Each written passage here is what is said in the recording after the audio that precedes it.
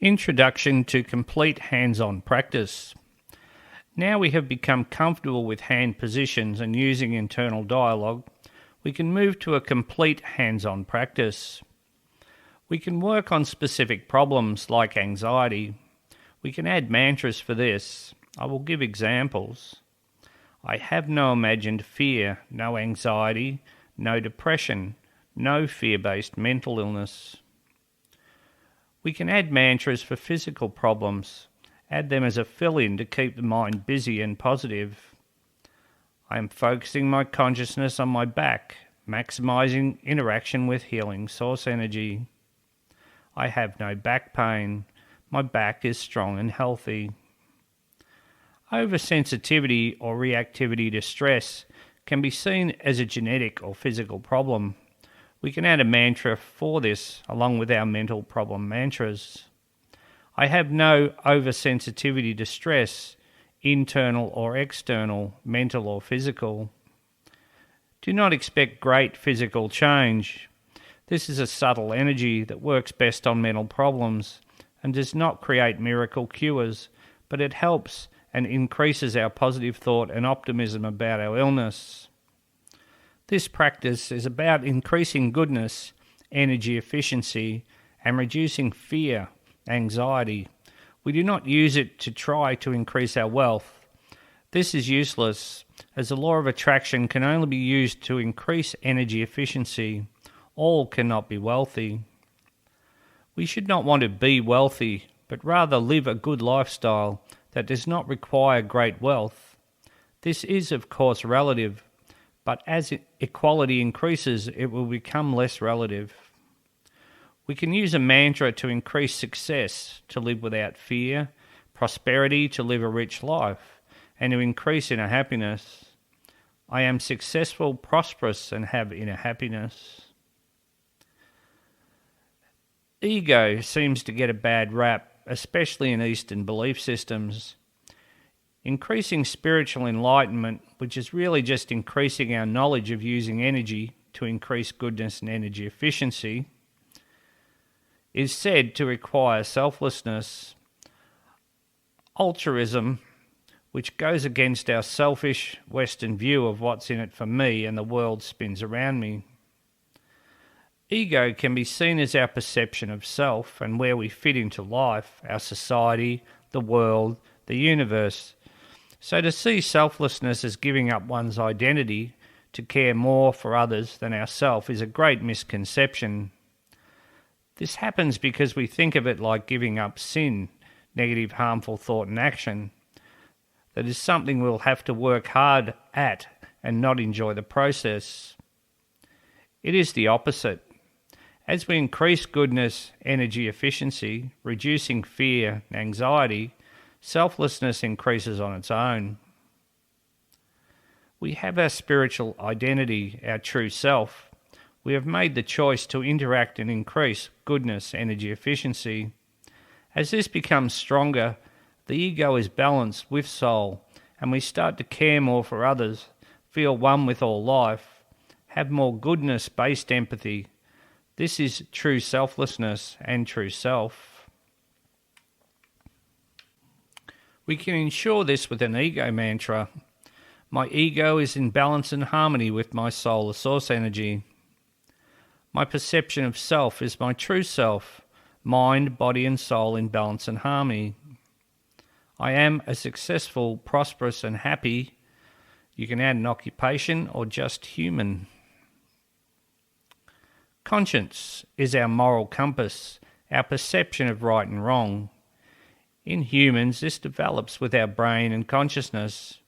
It is dependent on genetics, environment, and interaction with soul, the source energy. Increasing goodness, energy efficiency, increases objective morality.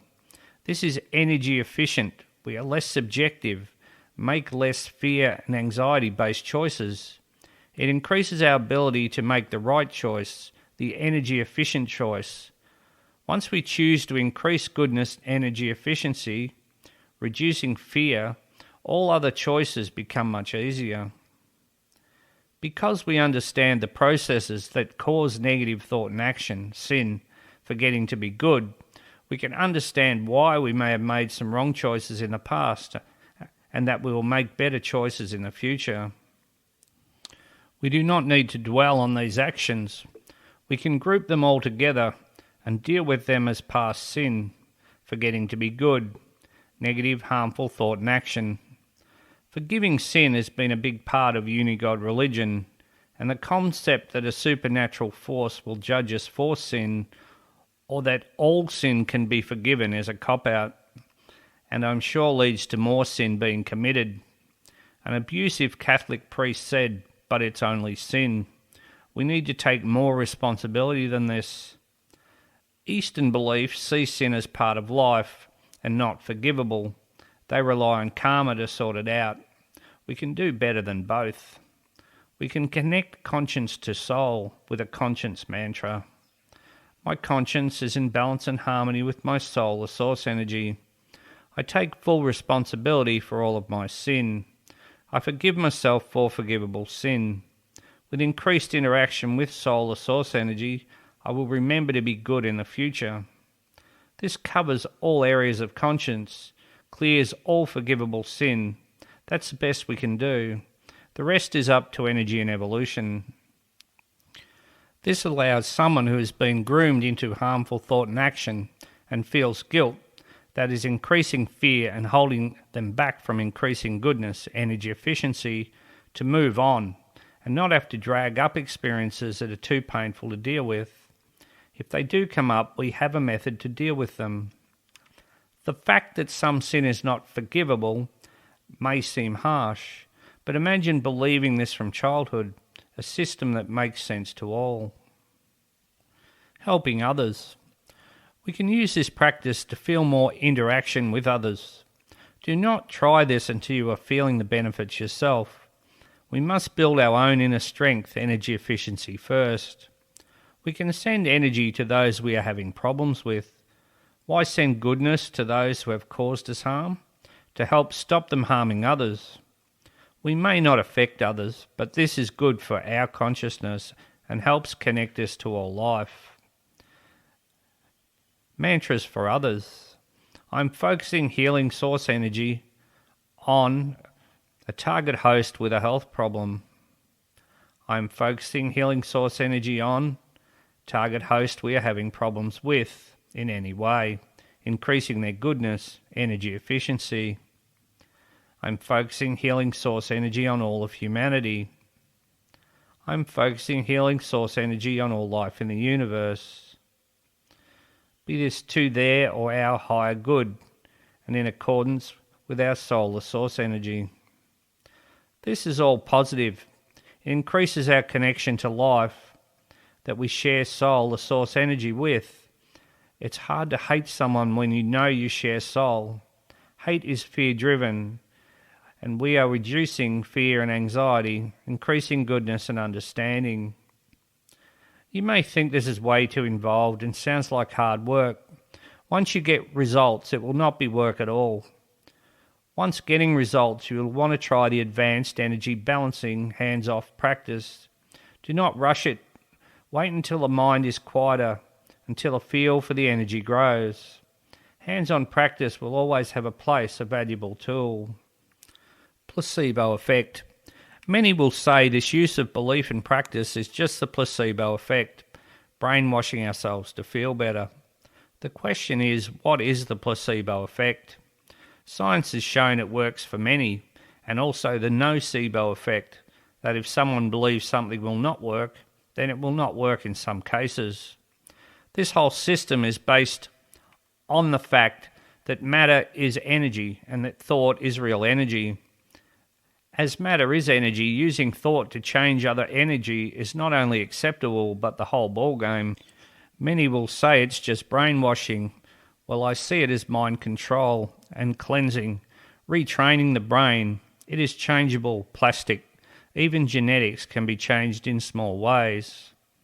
If you're having trouble getting into the hands-on practice, try a basic muscle relaxing practice first.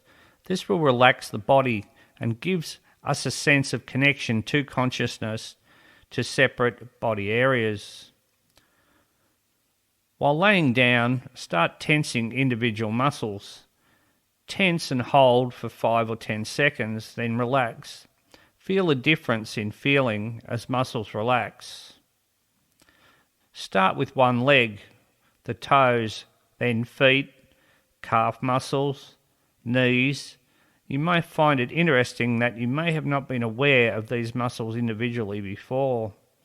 Thighs, then the other leg, work up to buttocks, stomach, chest, shoulders, down one arm, biceps, forearms, wrists, clench fists, work back up. Then the other arm, work up to the shoulders, neck, head, face, then relax.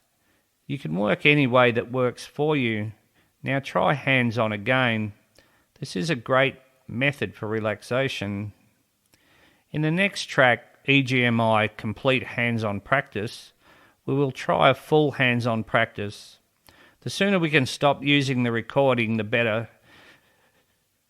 So try practice without the recording as soon as confident, then move on to the next track.